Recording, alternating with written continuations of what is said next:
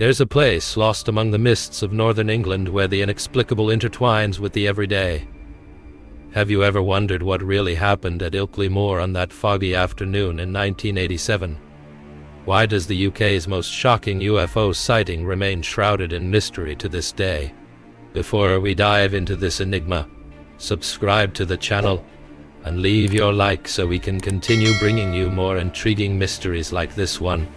Get ready for a journey into the shadows of the unknown, where the answers are as elusive as the skies themselves. Ilkley Moor, an isolated and fog-shrouded place, has been the setting for mysteries and legends for centuries. Its vast moorlands, covered in heather and ancient rocks, hold secrets that humanity has yet to decipher. It is believed that this region, marked by the presence of Neolithic monuments and ancient stone circles, is imbued with an inexplicable energy, a force that attracts the unknown and the unexplainable. The story begins on a December afternoon in 1987, when Philip Spencer, a retired police officer known for his skepticism, decided to go for a walk on Ilkley Moor. He had recently moved to the area and wanted to explore his surroundings. Armed with a camera, Spencer planned to capture some images of the misty landscape. But what he encountered that day was far more than just simple scenery. As he walked along the trail, Spencer spotted a strange figure in the distance. The creature seemed to have a humanoid form, but something about it was deeply unsettling. Its height was disproportionate, its arms and legs elongated, and its skin emitted a peculiar glow, as if it were illuminated from within. The eyes, dark and piercing, locked onto Spencer, and he felt a shiver run down his spine. Driven by adrenaline and curiosity, he quickly raised his camera and took a photo. The figure, apparently aware of his presence, disappeared into the dense fog, leaving Spencer alone and bewildered. Looking at his watch, Spencer realized that 2 hours had passed since he began his walk time. He could not account for. The sensation of lost time is a phenomenon frequently reported in UFO encounters, where victims describe feeling as if they had been disconnected from reality for a period. Aware of this phenomenon, Spencer began to question what had really happened during those 2 hours. The photo he took that afternoon, though of low quality, is one of the most enigmatic and discussed images in the field of ufology. The figure captured in the photo is indistinct, almost ethereal, as if it were in a state of transition between this world and another. Photography experts have repeatedly analyzed the image, trying to discredit it as a trick of light or a montage. But to this day, the photo resists all attempts at debunking. But the photo was just the beginning. After the incident, Spencer began to experience a series of strange events that he could not explain. He started having vivid and disturbing dreams, in which he was visited by beings that appeared human, but at the same time profoundly alien. These dreams took him to unknown places, vast deserts and futuristic cities, where he felt he was being observed, studied. These beings did not speak, but communicated directly with his mind, implanting images and feelings that Spencer could not fully understand. These dreams, however, were not merely products of his imagination. Spencer decided to undergo hypnotic regression to try to unravel what had happened during the 2 lost hours. Under hypnosis, he described in detail the encounter with the entity on Ilkley Moor.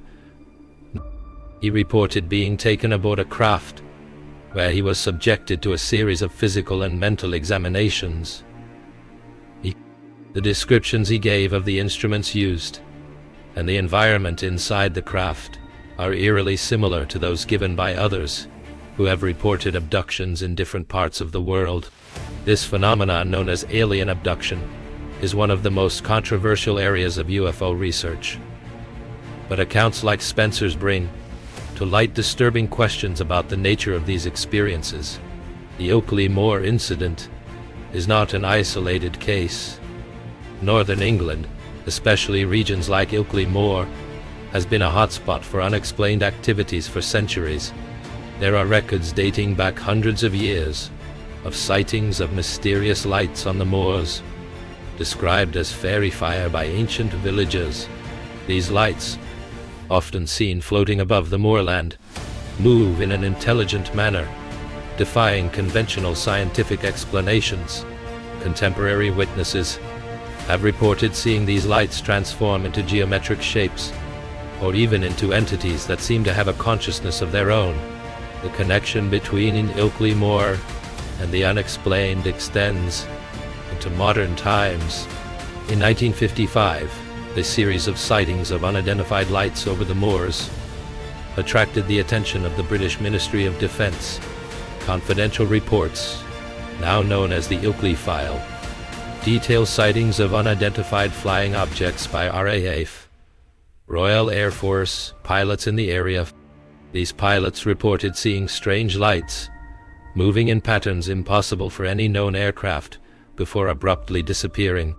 Interestingly, these sightings occurred in the same region where, decades later, Spencer would have his strange encounter. But perhaps the most disturbing of all is the fact that, despite the amount of evidence, the British government has remained largely silent on the Ilkley Moor incident. This raises a series of unsettling questions. Why, despite so many credible witnesses and so much circumstantial evidence, has the case never been thoroughly investigated? Is the government covering something up? And if so, what are they trying to hide? Conspiracy theorists suggest that the Ilkley Moor case is just the tip of the iceberg. They believe that there is a systematic cover-up of alien encounters by governments, not only in the UK but globally. According to these theories, governments around the world are aware of extraterrestrial civilizations and their visits to Earth, but keep this information secret for fear of mass panic, or to preserve technological advantages gained through alien contact. Returning to Spencer's case, even after more than 30 years it remains an enigma.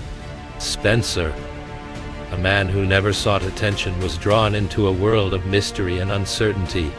His experience on Ilkley Moor forever changed his perception of reality, and he spent the rest of his life trying to understand what really happened that afternoon. Moreover, the psychological impact of the encounter on Spencer cannot be underestimated. He reported feeling a constant sensation of being watched, as if the beings he had contact with that afternoon were still somehow connected to him. Fear and paranoia became constant companions, and he often avoided revisiting the area where the incident occurred.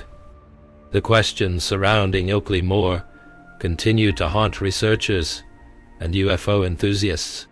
Could Spencer's photo be concrete evidence of extraterrestrial life, or just an illusion caused by peculiar atmospheric conditions? What really happened during the 2 hours Spencer cannot remember? And why does this specific area of the UK seem to attract so much of the unknown?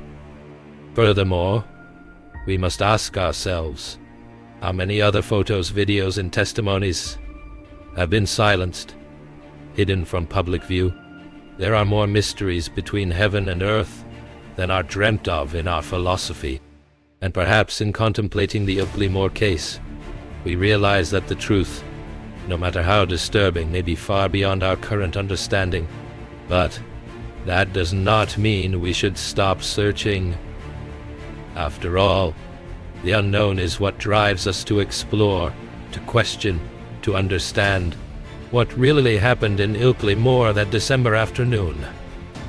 The truth, if it exists, remains shrouded in the moor's mist, waiting to be uncovered. But while the mystery endures, one thing is certain: the unknown continues to fascinate, provoke, and challenge us. And if you, like us, Want to keep uncovering the world's darkest and most hidden secrets? Don't forget to subscribe to the channel and leave your like, because the answers, they might be out there, but it's up to us to find them.